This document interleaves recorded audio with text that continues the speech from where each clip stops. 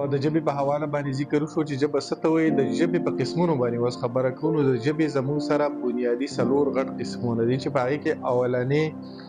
د اشارو ژبه ده چې هغې ته موږ ساین لینګویج وایي، او په دې کې بیا جسچر هم وي، هغه به په تفصیل سره وروسته وایو، خو دلته مختصر په دې باندې خبره کوو چې د اشارو ژبه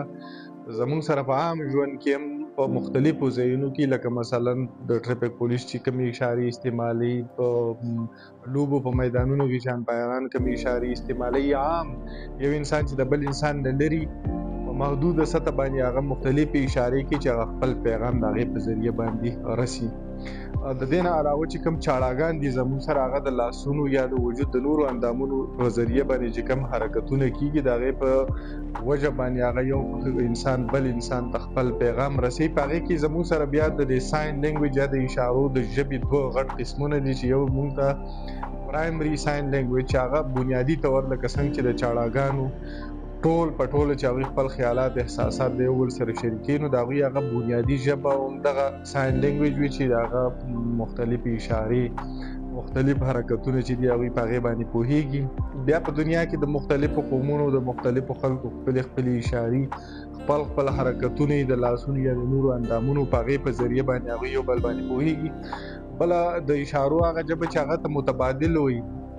لکه مثلا روغ انسانان چې هغه په داسې ځای کې چې چېرته کې خبرې کول یا چې دی نو اواز را ایستل مناسب نه وي، او دی د اشارو په ذریعه باندې خپل پیغام بل ته رسوي، لکه مثلا په جومات کې د قبر په ځای کې یا داسې ځای چې په هغې کې اواز را ایستل یا خبرې کول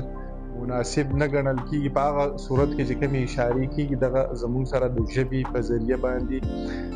مطلب د ژبې یو داسې قسم دی چې د دې په ذریعه باندې خلک خپل پیغام یو نه بل ته رسوي. دویم زموږ سره ویلې ژبه چې څه ته موږ سپوکن لینګویج وایو. په ټوله دنیا کې نه خو ټول خلک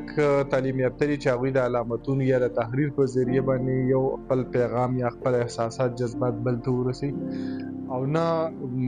دغه چې کوم دی نو چې په یو ځای کې خلک ناستي نو هغوی یو بل ته لیکل کوي، بلکې د خبرې چې دی نو دا د ژبې چې داسې یو قسم دی چې دا په نړۍ کې د ټولو نه زیات استعمالیدونکي د ژبې یو قسم دی چې د غږونو په ذریعه مختلف غږونه چې دی نو هغه را یوځي شي، د هغې نه ژبه جوړه شي، او د هغې په ذریعه باندې موږ ټول انسانان د یو بل سره خپل پیغامات یا خپل احساسات جذبات شریکوو. د دې نه علاوه چې کوم دی نو بل یو ریټن لینګویج دی چې کوم لیکلي ژبه ده، دا د ژبې یو داسې قسم دی چې په دې جدیده دنیا کې یا نړۍ کې اوس ډېر زیات استعمالیږي، د ایمیلو په ذریعه، د اخبارونو په ذریعه، د کتابونو په ذریعه، د رسالو او د دې نه علاوه د میسیجونو وغیره په لیکلي صورت کې خپل احساسات، جذبات، مشاهدات، تجربات، خپل علمونه، خپل فنونه، مختلف څیزونه چې کوم دی نو هغه د ژبې د دې قسم په ذریعه باندې یو انسان د بل سره شریکي، او دې ته موږ لیکلي ژبه وایو چې دا د ژبې یو مهم قسم دی. د دې نه علاوه چې کوم زموږ سره څلورم دی هغه خاموش سایلنټ لینګویج ورته وایي، چې دا نه په دې کې اشارې وي، نه په دې کې علامتونه وي، نه په دې کې غږونه وي. دا خاموشه ژبه چې دې ته موږ د رویو ژبه وایو، دې ته موږ د تندي ژبه وایو، د نیت ژبه ورته وایو، چې یو انسان د بل انسان په نیت د هغه په باډي لینګویج د دې په دې څیزونو باندې هغه پوهیږي، د هغه په ښه طبیعت او په بد طبیعت، یا چې دې په ښه نیت او په بد باندې پوهیږي. دې ته موږ خاموشه ژبه وایو چې کله کله دا د خفګان اظهار هم د دې نه کېږي، د خوشحالۍ هم کېږي، د رضامندۍ هم کېږي، او دا د عامو معاشره کې چې دی نو د دې ژبې استعمال کېږي. نو زموږ سره د دې نه علاوه مختلف لکه مثلا د ژبو قسمونه کېدي شي، خو دغه بنیادي غټو لکه مثلا باډي لینګویج شو، میوزیکل لینګویج شو، د میوزیک په ذریعه باندې چې کوم دی نو هغه مطلب خبرې کېږي او پیغام رسولی کېږي، د ډانس خپل لینګویج دی. نو داسې ډېر نور قسمونه شته، خو زموږ سره په غټه پیمانه باندې دغه د ژبې 4 غټ قسمونه ډېره زیاته مننه.